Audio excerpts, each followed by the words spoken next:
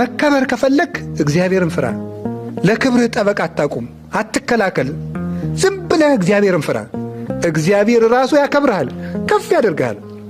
ሰዎች ጉድጓድ ቆፍረው ተራራውን ይናዱብህ፣ እግዚአብሔር ተራራው ጫፍ ላይ አቁሞ ከፍ ብለህ እንድትታይ ያደርጋል። እግዚአብሔር ይሄን ያደርጋል። የልብ ደስታ እግዚአብሔር መፍራት። ከዚያስ ምን አለ ሲራክ? ለፈራሄ እግዚአብሔር እይመጽኦ እኩይ። እግዚአብሔርን የሚፈራ ሰው በዘመኑ መከራ አይመጣበትም። መጽሐፈ ሲራክ ምዕራፍ 36 ቁጥር 1 ላይ እግዚአብሔርን የሚፈራ ሰው ክፉ ዘመኖችን ያመልጣል። ወይ ከክፉ ነገር አይገባም፣ እግዚአብሔር እንዳይገባ ይጠብቀዋል። ካልሆነስ የመጣበት ክፉ ነገር እንዳይጎዳው ያደርጋል።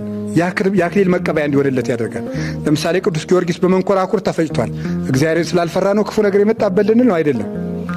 እግዚአብሔርን የሚፈራ ሰው የማይጠቅመው መከራ አይመጣበትም። የመጣለት መከራም ካለ ለምን ይሆነዋል? ለዘውድ ይሆነዋል።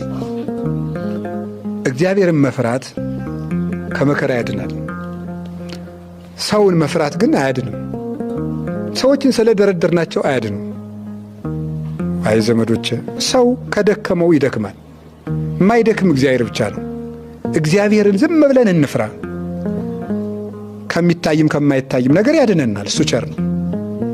ሌላስ የመጨረሻዬ ነው። እግዚአብሔርን መፍራት ለፈራየ እግዚአብሔር ይሴኒ ዳህሪቱ።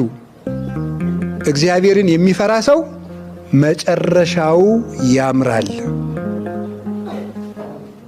ወይ ትባረክ አመ ዕለተ ሞቱ፣ በሞተም ጊዜ ይመሰገናል። እግዚአብሔርን የሚፈራ ሰው መጨረሻው ያምራል፣ በሞተም ጊዜ ይመሰገናል።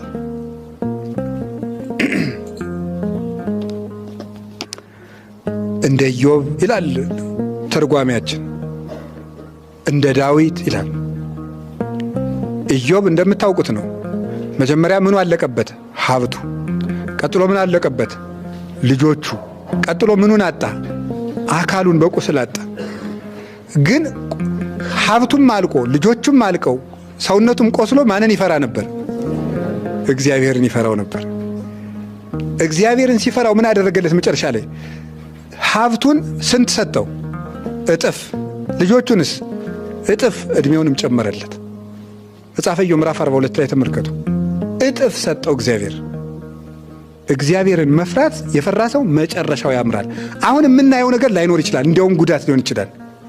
እግዚአብሔርን በመፍራት ብንቀጥል ግን ያጣነው ነገር ሁሉ እጥፍ ነው ይመጣል። ዳዊት መጨረሻው